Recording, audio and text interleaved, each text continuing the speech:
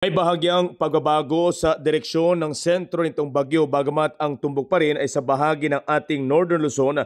Pero kung ating papansinin, ito pong possible sentro ng bagyo nakaran po ay halos sa pagitan nitong parte ng Isabela. Pero sa kasalukuyan ng mga kabayan ay bumaba ng bahagya sa parte ng ating Aurora. Kung ating ipapattern dun po sa direksyon nito pong bagyo na si Owan, based na rin po sa sentro nitong bagyo dito sa binabahagi ng forecast track ng ating Pag-asa, maaaring pong yung tumbok niya mula sa parte ng ating Aurora patungo sa bahagi ng Quirino and then patungo sa bahagi po nitong Nueva Vizcaya, parte ng Benguet at maaaring lulusot siya sa pagitan ng La Union or bahagi ng Ilocos Sur. Pero ang senaryo na yan, gaya ng kinaklarify ng ating DOST Pag-asa, hindi lang po tayo magbabatay po sa gitna, no? At hindi lang po yung bagyo bilang isang tuldok, kundi malawak po ito. Pero ang binabangitan natin doon sa senaryo na ina-update ngayon ng ating Pag-asa, kung ating ikukumpara sa kanila pong previous na weather forecast.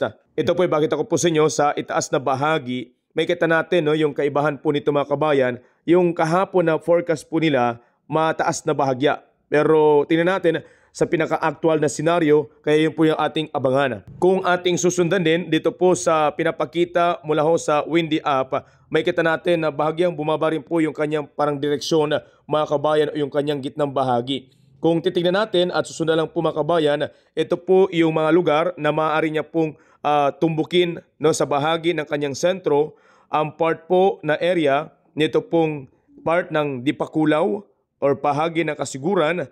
And then, kanyang tutumbukin yung area po ng Madela, ang Kasibo area, part ng Karanglan, and Aritaw, bahagi ng San Jose, part ng San Nicolas.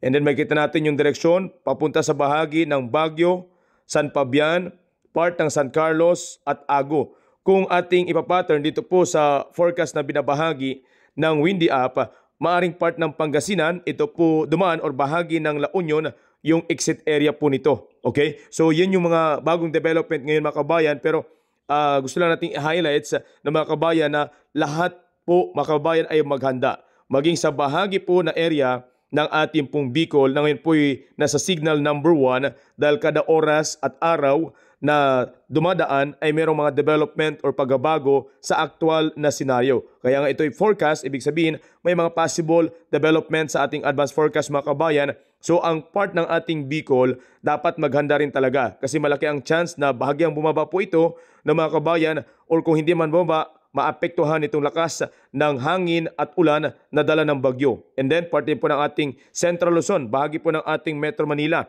especially sa part po ng ating Bulacan na malaki ang issue po dyan sa bahagi ng flood control project and then bahagi rin ng ating Metro Manila na kapag tuloy-tuloy na pag-ulan at malalakas, nakakaranas po ng pagtaas ng level po ng tubig. Kaya asahan nyo na po mga kabayan, isipin nyo na possible mangyari na tumaas ang level ng tubig, especially kung kayo po malapit po sa mga ilog, mga ka-great. So yan po yung ating update ngayon sa ating binabantayan na mayiging super typhoon na si Bagyong Owan. So kung ating babalikan lang sa kanyang mayiging takbo, inaasan po bukas unti-unti nang maramdaman ng mga kabayan dito po sa parte ng ating Bicol area. Pagdating ng linggo, dito po tuloy-tuloy na babayuhin ang malaking bahagi ng Visayas patungo ng ating Northern, Central, Luzon area, mga great. So yan po yung senaryo na atin po nakikita dito.